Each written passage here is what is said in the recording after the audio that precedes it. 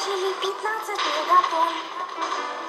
А теперь горит и плавится земля. Там, где был когда-то Пентагон. Танки США отлично плавятся.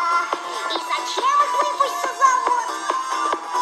А как жаль, что этот взрыв кончается. Лучше бы он тянулся целый год.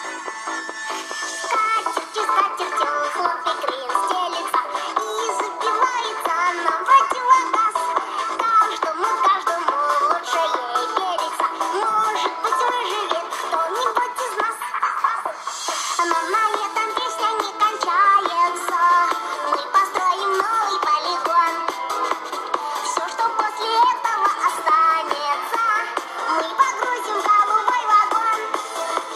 Скатертью дебензок сазепин стелится. И забивается нам противогаз.